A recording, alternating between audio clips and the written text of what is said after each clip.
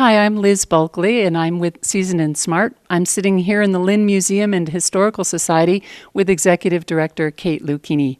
Kate, it's great to meet you and be here in the museum today. It's nice to meet you. Thanks for coming. Sure. Can you give us a little overview of the museum for somebody who's never been here? Sure. We are the Lynn Museum and Historical Society. We've been in existence for over 115 years, and we were founded originally as the Lynn Historical Society. It was a society dedicated to the preservation of Lynn history at the time of industrialization, rapid industrialization in Lynn, and the founders felt that the history was being lost because things were changing so quickly. So they made it a point to found the society, like many across Massachusetts and the United States, and it has evolved into a more public entity. So today we call ourselves typically the Lynn Museum, and we welcome visitors of all ages. We just had a number of school groups come through this morning, and we're just here for the community. We collect and preserve the history of Lynn, things related to Lynn that includes manufacturing, shoes, immigration, housewares, textiles like the wonderful wedding dresses that are around me, and fine arts as well. What does the museum say about the people of Lynn? Lynn is, it's such a wonderful melting pot. I mean, I hate to use these cliches, but it truly is such a diverse community. And, it's just wave after wave of newcomer that, comes to America. This is a point of entry for so many people and so many groups into the country, and they're here in search of the American dream, and this is the place where a lot of folks get their footing. They start a business or they work in a factory over time, and they become American, and they take hold of the country. So I think it's a great representation of the country, truthfully, and Lynn's history goes back, it was founded in 1629, so we really like to think of ourselves as representing that whole arc of American history. Which are your favorite parts in the collection here? We do have really a nice art collection. My personal background is in fine arts, so I lean a little towards that. But there's so many the textiles are really one of the nice surprises I found when I came here. We have a very rich collection of shoes, which makes perfect sense because we really were the shoe mecca in Lynn, the shoe capital of the world around the turn of the last century. And so we have a lot of vestiges of that, including the shoe equipment. And then the wonderful textiles such as clothing and quilts and needlework that people from all over the country come here to study. How many pairs of shoes do you think are in the museum? That's a good question. Hundreds. The collection features over 17,000 objects. That's from the big to the small, photographs, archival materials. We have an incredible archive as well.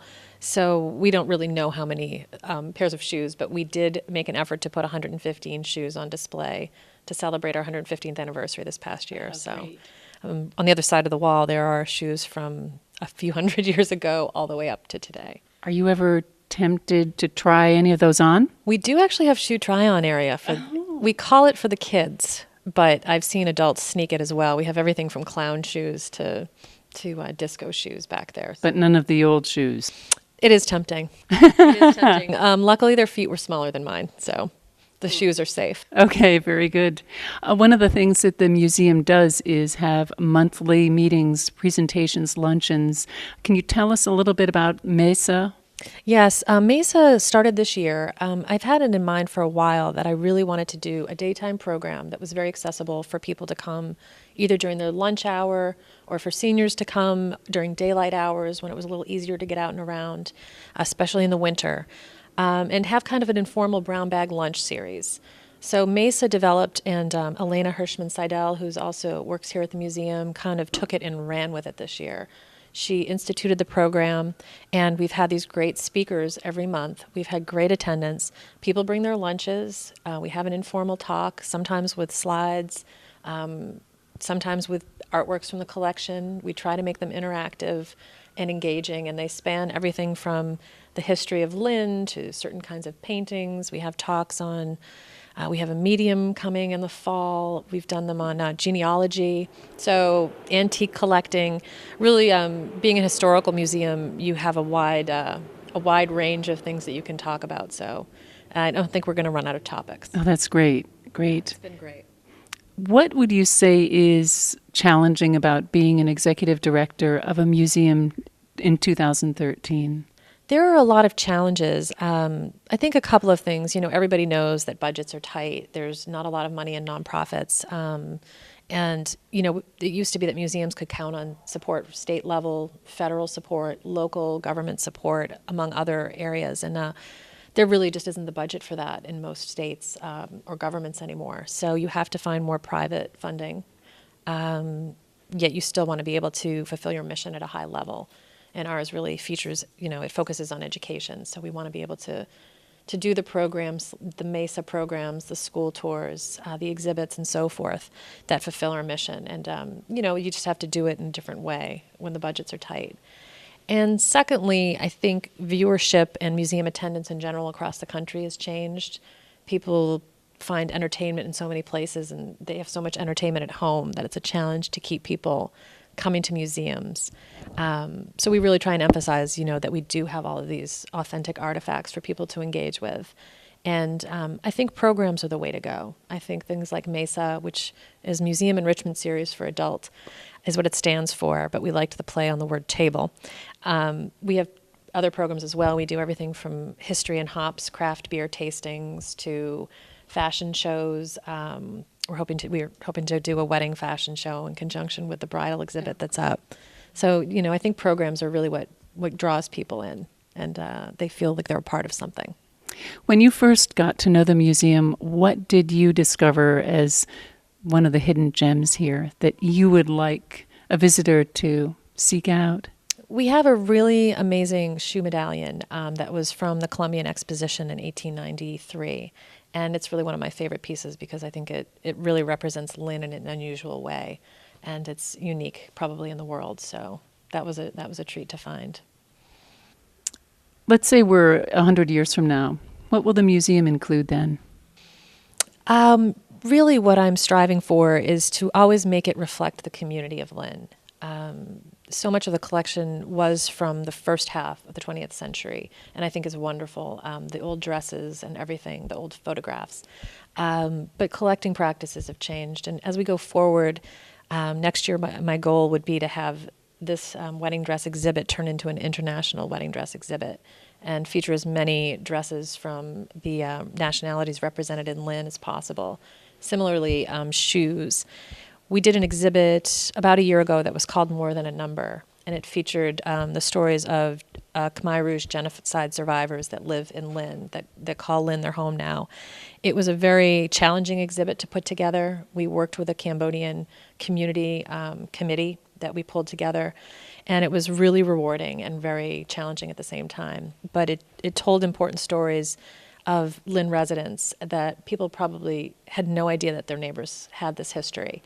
And it really brought out a certain generation as well to come and learn about these stories. I bet you got a great community response to that. We got a great response to that. I think that's the exhibit that so far I'm most proud of and that I would like to model other exhibits on. Mm-hmm. Yeah. Very different from that is the wedding dress exhibit that we're sitting amongst here.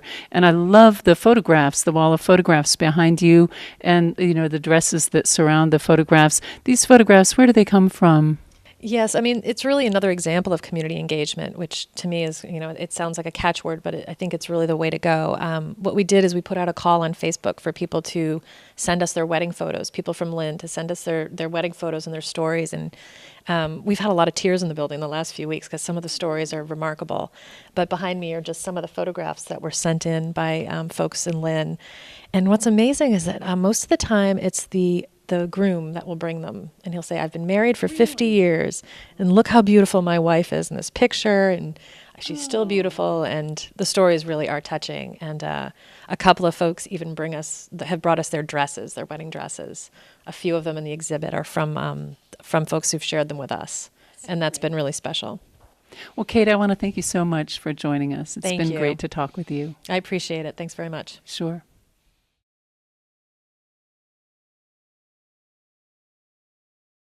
So, Kate, what are we looking at right here? We actually call it a shoe medallion. I don't think it has a name because it's really a unique piece. And it is 234 small leather soles. And this was produced by all of the shoe factories that existed in Lynn at the time of the Columbian Exposition in Chicago, the World's Fair. What year was that? It was designed to be in 1892 as a celebration of Columbus, but the fair took so long to build that it actually opened in 1893. So this was sent down from the city of Lynn for the 234 existing shoe factories in the city at the time, and it was sent and displayed in the Leather Arts Building in Chicago during the Columbian World's Fair. You said this is one of your favorite pieces in the museum, right? Yeah, I think it's really special, again, because it's one of a kind, and also because it was really meant to be ephemeral. It wasn't intended to survive, 120 years or however long it survived. So I think that's amazing. It's actually the back of this framed piece, which is very, very heavy, is made of picket fence posts. They use that as the supports. And it probably would have been shipped on a train to Chicago.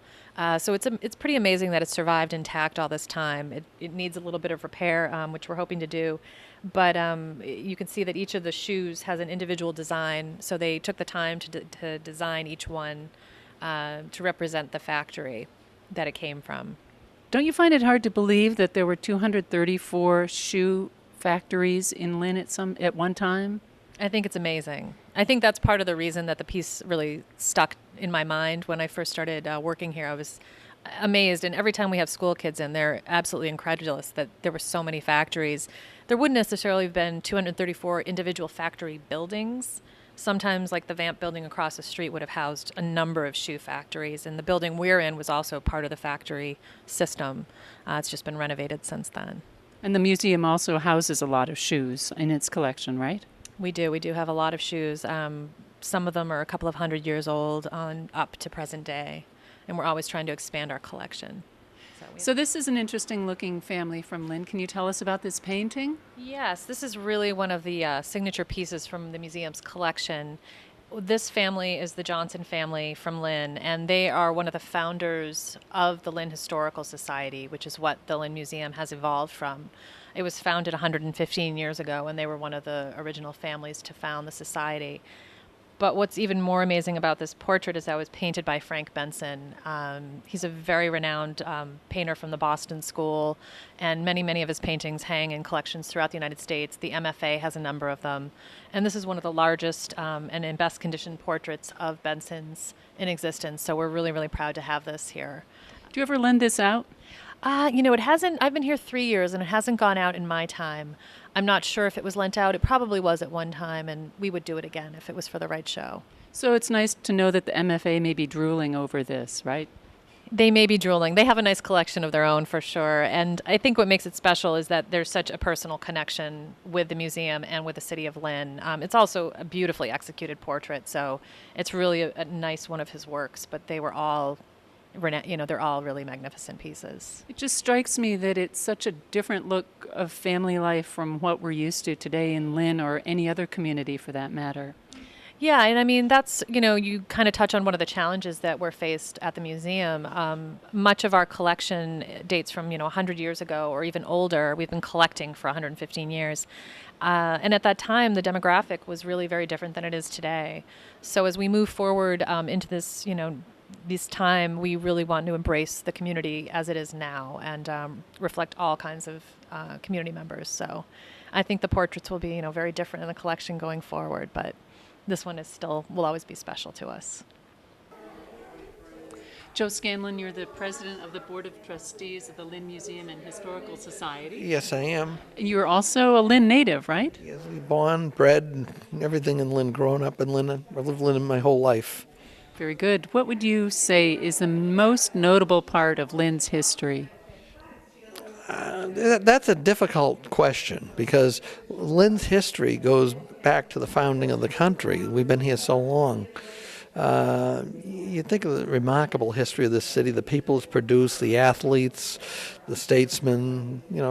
We've had congressmen from Lynn. William P. Connery was an outstanding congressman who was the author of it's actually called the Connery-Wagner Act, not the Wagner Act, and it gave organized labor the right to organize and strike. That's quite an accomplishment, and that was during the New Deal. So it's a lot of things about Lynn, the people, the institutions, the natural resources. When I think of Lynn, I think of the foresight that people had in Lynn to build us Lynn Woods and the water system and the coastline and all that. It's just a tremendous city with a lot of resources, and it's always been a welcoming city for immigrants from generations and generations and generations. That's probably its most significant contribution, is the fact of the number of people, the kind of people who have been welcomed over the years. Nobody feels out of place in Lynn. Lynn's a great place. You said during your presentation that Lynn was a mecca for shopping. Can you give a sense of what that was like, the stores and the richness of it? Well, I'm going by, a lot of this is by memory, so it may be exaggerated because, but there were so many stores in downtown Lynn, and everyone would do their shopping here. They didn't go to shopping centers. People came to Lynn because of so many stores, the Bessie Rolfs, the Burroughs and Sanborns, the Rogers. Those were unique stores to Lynn at the time. And then you go over to Market Street with the Raymonds and the Sams, and we go over to Monroe Street with the Pant Shop and Feinstein's, and it's just so many stores in a very large area that people just came to. Kids from all over had to buy some of their first clothes at Bessie Rolf's and take a ride in that elevator, which was quite a treat in of itself. Describe that elevator. The elevator was like an open cage. It was a cage elevator, so you could see as you went up, you could see out the different floors and everything. I think it was a 3 or 4 story building, but a slow ride up there. Obviously, everything. I remember it as a lot bigger than it probably was, but and they did give green stamps. I do remember that. Manufacturing is no longer as important to Lynn as it once was. How has the city reinvented itself? Well, I think the city has reinvented itself by there's more services here, but the biggest change you see, and I've seen over the years, is the fact we've converted a lot of our buildings to housing. When we showed the video, there were shoe factories in the Vamp building, shoe shops. It's now housing. Boston Machine Works is now housing. There's several other buildings. One across from I can't think of the name of it, but it's across from City Hall. That was a factory. Now it's condos. So the mixture of condos, apartments, it's housing that's replaced a lot of the machine shops in Lynn. And, a lot of downtowns have done that. We are not, what happened to Lynn during the 60s, 70s, 80s is not unique to Lynn, and the fact we're coming back is not unique to Lynn. We're doing exactly what everyone else is doing. We just have so much more to offer than other communities. I sometimes wish people would just would thank the forefathers of the city for what we have here, because there are tremendous resources here. Spoken like a true native. Joe, thank you so much. Thank you.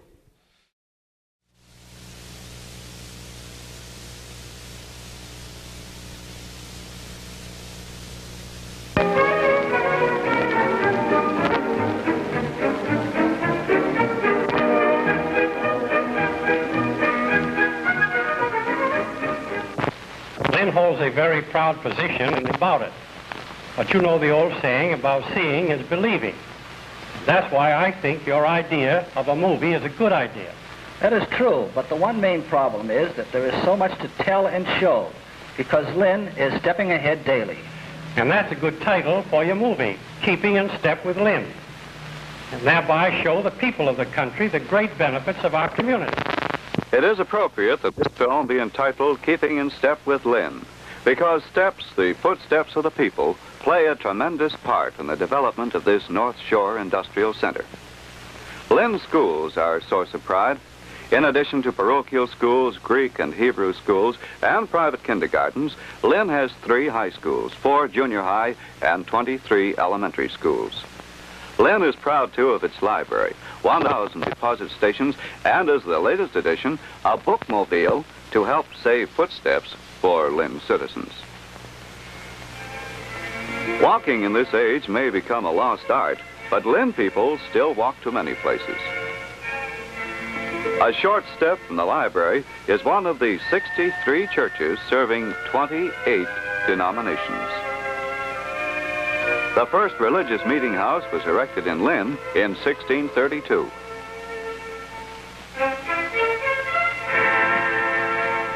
Foot power still carries the people into the stores. Both Lynn's Union and Market Street shopping areas are the backbone of the largest, busiest, and most modern shopping centers north of Boston.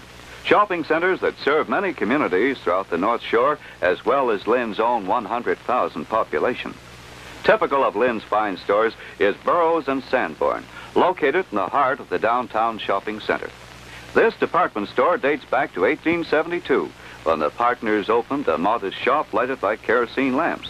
Today, like many other stores in Lynn, it's a modern family store served by 2 large free parking spaces which cut down on shopping footsteps.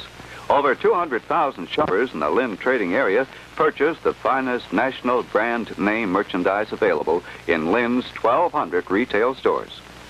Originally, shoes made Lynn famous.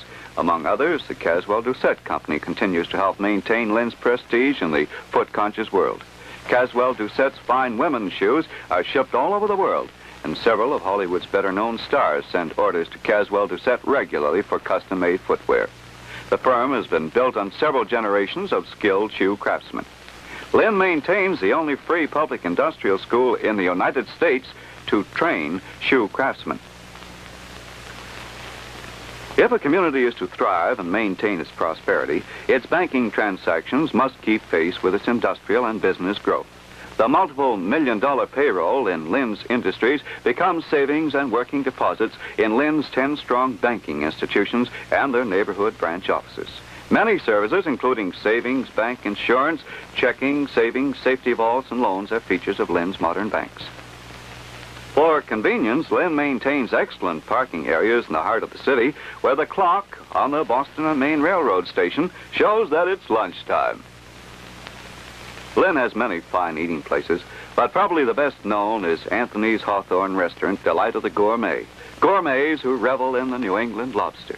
Anthony's, which opened in 1937, has established a reputation built primarily around seafood delicacies, and serves perhaps the largest number of lobsters in New England.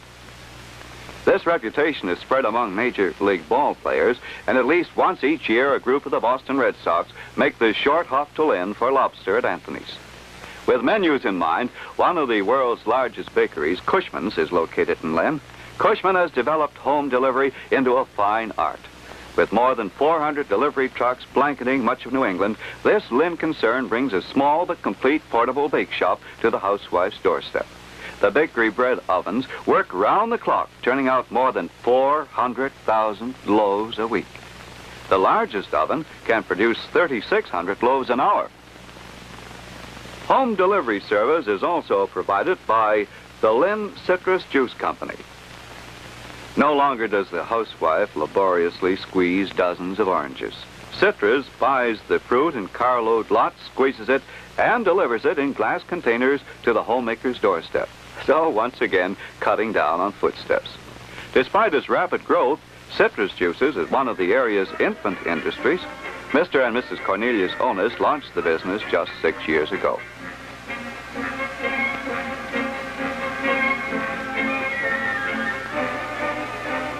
I guess most of us can remember the days of the kerosene lamp and the gas jet. So it may come as something of a surprise to learn that Lynn's Champion Lamp Works has been in existence for 56 years.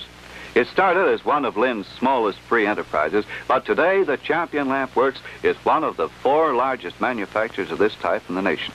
75% of Champion's employees are women, since dexterity and physical handling of small, delicate parts is a large part of lamp making. When the cartons of Champion lamps roll off the conveyor belt, they often go into one of the huge Harrison Dispatch Company trucks for transport to any city in the nation. George Harrison, president of the Lynn Chamber of Commerce, whom you met with Mayor Frawley earlier in this film, started his business by delivering parcels on a motorcycle and now owns a fleet of huge modern trucks, tractors, and trailers. This is but one of Lynn's many transport facilities providing service throughout the nation, connecting with the international air and water ports of Boston, which are within the 30 minutes of Lynn's more than 400 industrial plants.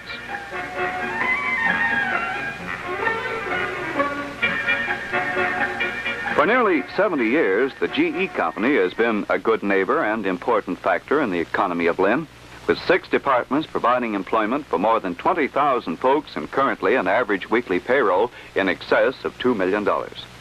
GE and Lynn has contributed much to America's electrical progress through research, imagination, design, and production. Some of the local highlights are electrical measurement instruments and meters for every measurable application, earning for Lynn the proud title of Electrical Measurement Center of the World. The foundry department produces castings of all sizes and shapes for many GE departments. More power for America on land, sea, and air is not an idle boast of the Lynn GE, which produces turbines and generators to power cities and industry. Motors of all sizes for farm, home, and industry are Lynn produced, shipped from Luchini.